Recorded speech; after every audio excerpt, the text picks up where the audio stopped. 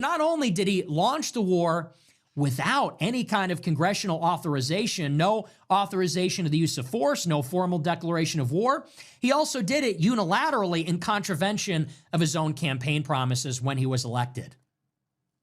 So our government has been hijacked. Nobody knows who's making this decision or why. And you have a U.S. Marine, okay, a man in uniform who is there to speak out, exercise his First Amendment, and says very plainly, we don't want to fight for Israel.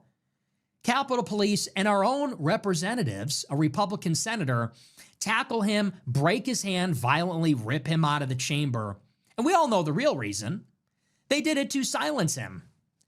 They did it because they hate this image. This is a damning image. If you actually watch the entire video, he stands up in the chamber, not menacing, not threatening, stands up in the chamber and says, Americans don't want to fight for Israel. You can't have that video go viral. You can't have that image go viral.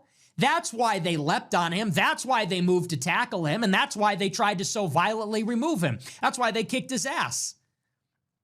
He's all of us. Brian McGinnis is all of us. He's better than us. He's a Marine. So he actually served the United States of America in an official capacity, offering up his life in defense of our nation, getting up and saying, we don't want to fight and die for Israel. Yeah, nobody does. He didn't sign up to fight and die for Israel. None of us did. None of those 6 people that have been killed so far signed up to fight and die for Israel. Nobody voted for us to fight and die for Israel. Nobody wants to fight and die for Israel.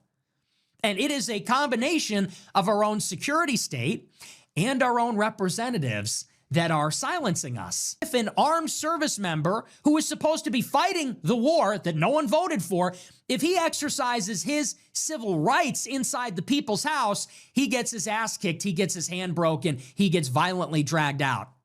That's the farce that is the government.